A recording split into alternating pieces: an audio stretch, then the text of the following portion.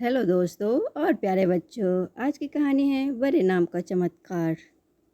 एक समय की बात है, एक वन में हाथियों का एक झुंड रहता था। उस झुंड का सरदार चतुर्दर्थ नामक एक विशाल पराक्रमी, गंभीर व समझदार हाथी था। सब उसी की छत्र छाया में सुख से रहते थे। वह सबकी समस्याएं सुनता, उनका हल निकालता, छोटे बड़े सबका बराबर ख्याल रखता था। एक बार उस क्षेत्र में भयंकर सूखा पड़ा। वर्षों पानी नहीं बरसा। सारे ताल तलैया सूखने लगे। पेड़ पौधे कुम्हला गए। धरती फट गई। चारों ओर हाहाकार मच गई। हर प्राणी बूंद बूंद के लिए तरसता गया। हाथियों ने अपने सरदार से कहा, सरदार, कोई उपाय सोचिए। हम सब प्यासे मर रहे हैं। हमारे बच्चे तड़प रहे हैं। चतुर्दर्थ पहले ही सारी समस्या जानता था, सबके दुख समझता था, पर उसकी समझ में नहीं आ रहा था कि क्या उपाय करें। सोचते सोचते उसे बचपन की एक ही बात याद आई और चतुर्दर्थ ने कहा, मुझे ऐसा याद आता है कि मेरे दादाजी कहते थे, यहाँ से पूर्व दिशा में एक ताल है जो भूमिगत जल से जुड़े होने के कारण कभी नहीं सूखता। हमें वहाँ चलना चाहिए। सभी को आशा की किरण नजर आए। हाथियों का झुंड चतुर्दर्थ द्वारा बताई गई दिशा की ओर चल पड़ा। बिना पानी के दिन की गर्मी में सफ़र करना कठिन था, अतः हाथी रात को सफ़र करते। 5 रात्रि के बाद वे उस अनोखे ताल तक पहुंच गए। सचमुच ताल पानी से भरा था। सारे हाथियों ने खूब पानी पिया, जी भरकर ताल में नहाए व डुबकियां लगाई।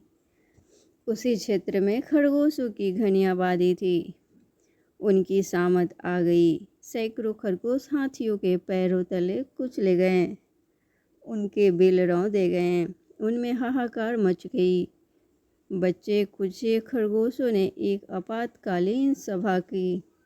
एक खरगोश बोला, हमें यहाँ से भागना चाहिए। एक तेज स्वभाव वाला खरगोश भागने के हक में नहीं था। उसने कहा, हमें अकल से काम लेना चाहिए। हाथी अंधविश्वासी होते हैं। हम उन्हें कहेंगे कि हम चंद्रवंशी हैं।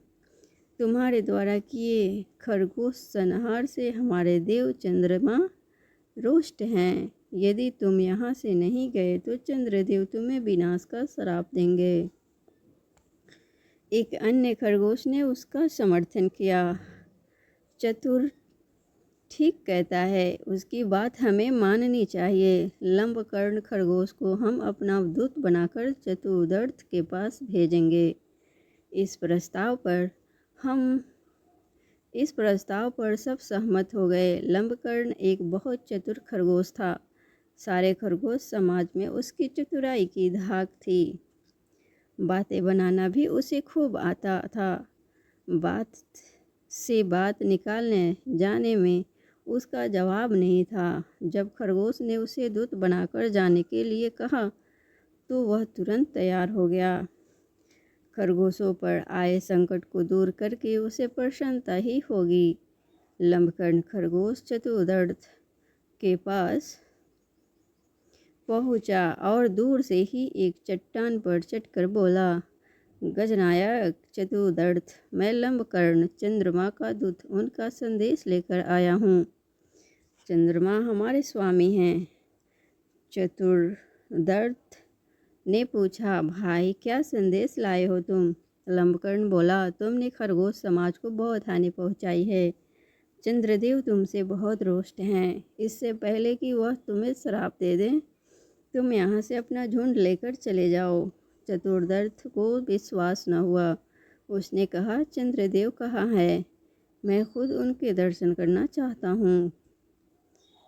लंबकर्ण बोला, उचित है। चंद्रदेव असंख्य मृत खरगोशों को श्रद्धांजलि देने स्वयं ताल में पधार कर बैठे हैं। आइए उनसे साक्षात्कार कीजिए और स्वयं देख लीजिए कि वे कितने रुष्ट हैं। चालाक लंबकर्ण चतुर्दर्थ को रात में ताल पर ले आया। उस रात पूर्णमासी थी। ताल में पूर्ण चंद्रमा का बिंब ऐसे पड़ रहा था जैसे शीशे में प्रतिबिंब दिखाई पड़ता है। चतुर्दर्थ घबरा गया। चालाक खरगोश हाथी की घबराहट तार गया और विश्वास के साथ बोला, गजनायक, जरा नज़दीक से चंद्रदेव का साक्षात्कार करें तो आपको पता लगेगा कि आपके झुंड के इधर आने से हम खरगोशों पर क्या बीती है। अपने भक्तों का दुख देखकर हमारे चंद्रदेव जी के दिल पर क्या गुजर रही है।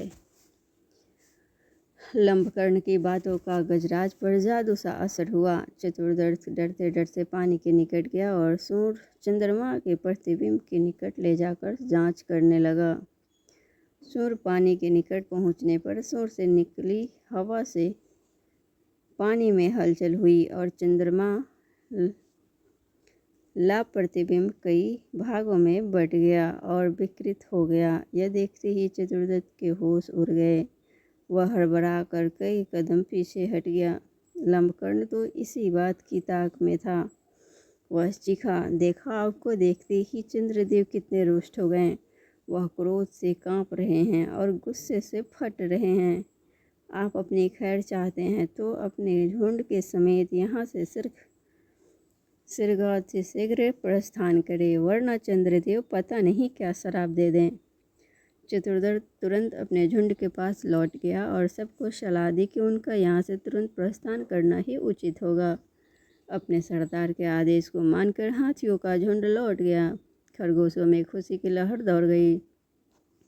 हाथियों के जाने के कुछ ही दिन पश्चात आकाश में बादल आए, वर्षा हुई और सारा जल संकट समाप्त हो गया।